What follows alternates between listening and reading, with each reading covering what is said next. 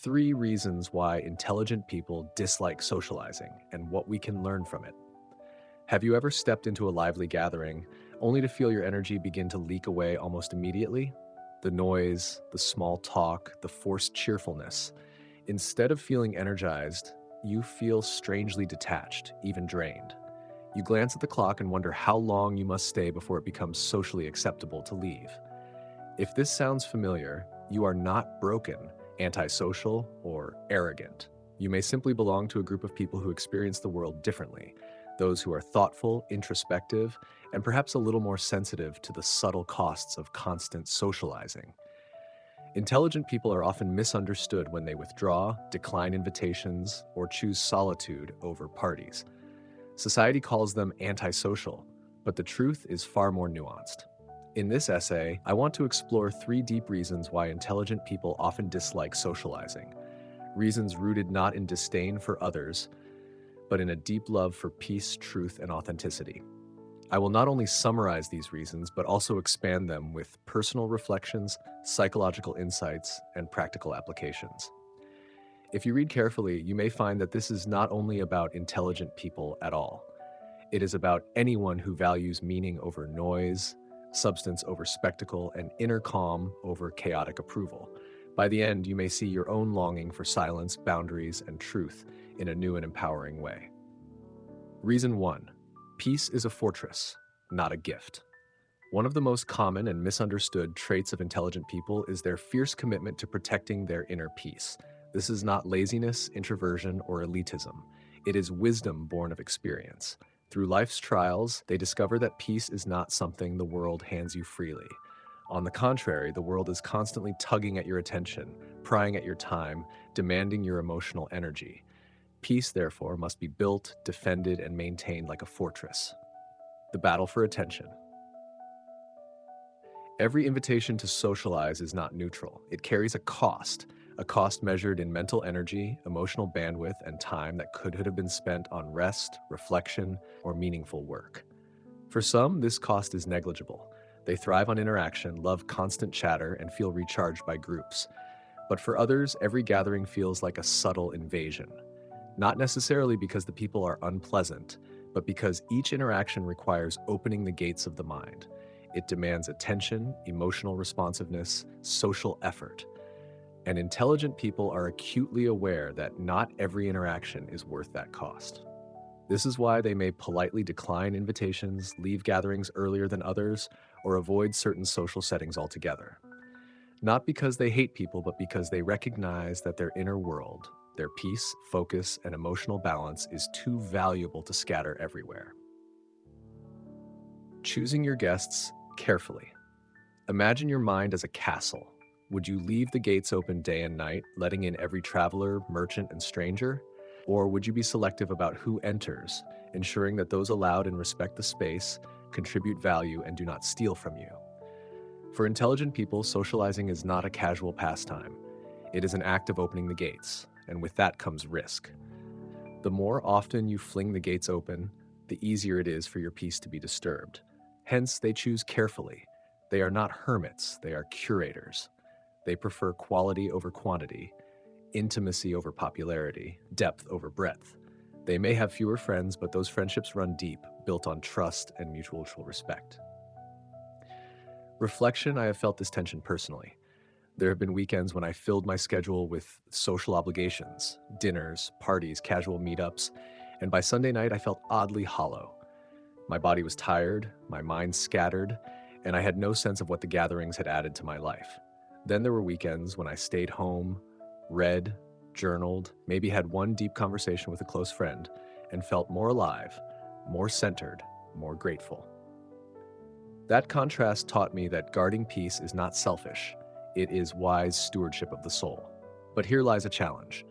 Guarding peace can easily slip into isolation. There is a fine line between protecting your energy and cutting yourself off from connection. The goal is not to barricade yourself permanently, but to open the gates intentionally. Reason 2. Words are heavy, not weightless. The second reason intelligent people often dislike socializing lies in their view of language. To them, words are not light as air. Words have weight. They shape thoughts, influence emotions, and even determine the direction of life. The exhaustion of shallow talk.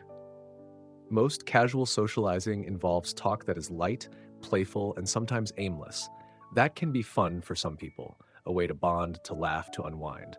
But for intelligent or deeply thoughtful people, such talk often feels hollow, even exhausting. They notice that much of what is said in social groups is not spoken for understanding, but for validation. People recite popular opinions, repeat headlines, share gossip, and fill silence with chatter. This can feel like trying to drink from a polluted well. You end up more thirsty than before. It is not that they expect every conversation to be a philosophical debate, but they crave depth. They want conversations that matter, ones that leave them feeling enriched, not depleted. The cost of careless words. Words are like seeds planted in the mind. The wrong seeds can grow into weeds that choke clarity. Intelligent people know this intuitively. They guard what enters their mind as carefully as they guard their body from toxins. This is why they may avoid people who constantly complain, gossip, or speak cynically. They know that being surrounded by such words eventually seeps into their own thinking. As the Stoic philosopher Seneca once advised, associate with people who are likely to improve you. Thus, intelligent people prefer silence over empty talk, solitude over toxic company. They would rather spend an evening alone than engage in a conversation that leaves them smaller, weaker, or more confused than before. Reflection. I have personally found that one deep, honest conversation can nourish me for days, while several hours of shallow chatter can leave me strangely lonely. It is as if my soul is hungry, and empty words are like empty calories. They fill the stomach, but offer no nutrition. This realization has taught me to be more intentional. I do not avoid all socializing, but I prioritize conversations that matter. When I find people who can speak with clarity, sincerity, and depth, I treasure them. And I let go of the guilt of declining gatherings where I know the conversation will leave me feeling drained. Reason 3. Refusing to wear a mask. The third reason intelligent people avoid certain social situations is their commitment to authenticity. They refuse to wear a mask simply to be accepted. The theater of social life. Most public interactions involve a kind of performance. People hide their true thoughts behind smiles, nod politely, even when they disagree, and flatter others to stay in good graces. This is not always malicious. Sometimes it is simple politeness, a lubricant that makes social life smoother. But intelligent people often find this tiring. They sense the gap between what is said and what is real.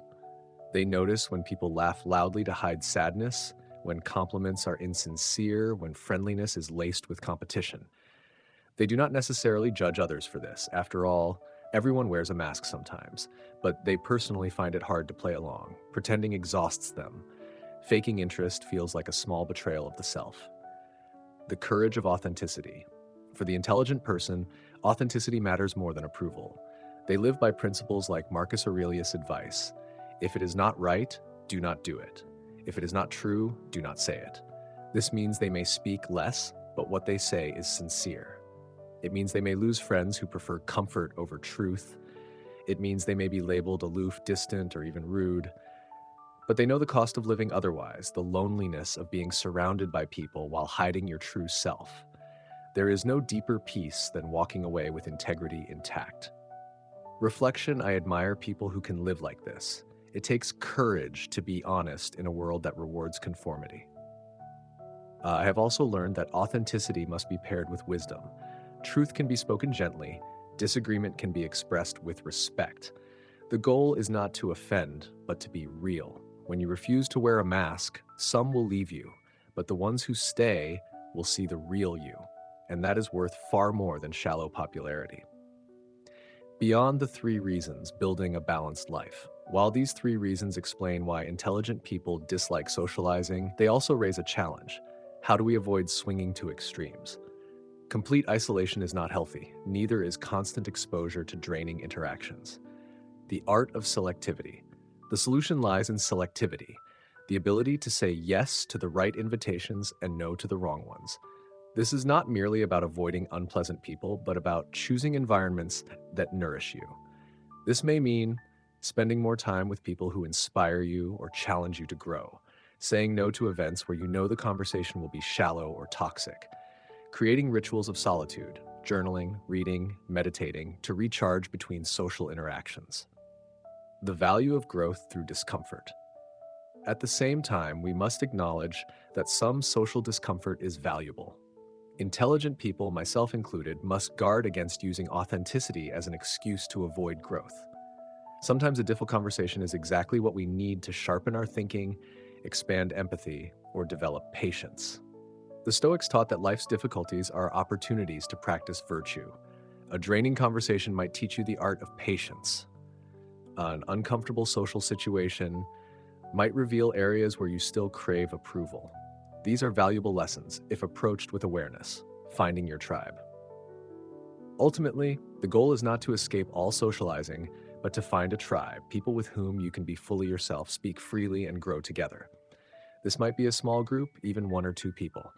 But when you find them, the socializing that once felt draining becomes life-giving. Final reflections. The world today is noisier than ever. Our attention is constantly pulled by notifications, by news, by endless streams of opinions. In such a world, choosing silence, depth, and authenticity becomes a radical act. Intelligent people dislike socializing not because they dislike people, but because they know that every moment spent in meaningless chatter is a moment stolen from what could have been peace, growth, or creation. They prefer to guard their mind, their words, and their integrity. And perhaps this is a lesson for all of us. We don't have to attend every party, join every conversation, or wear every mask. We can be selective. We can seek depth. We can speak less but mean more. If you too have felt this pull towards solitude, I encourage you to honor it, but do so with wisdom. Don't use it to hide from the world. Use it to strengthen yourself so that when you do engage with the world, you bring presence, clarity, and authenticity.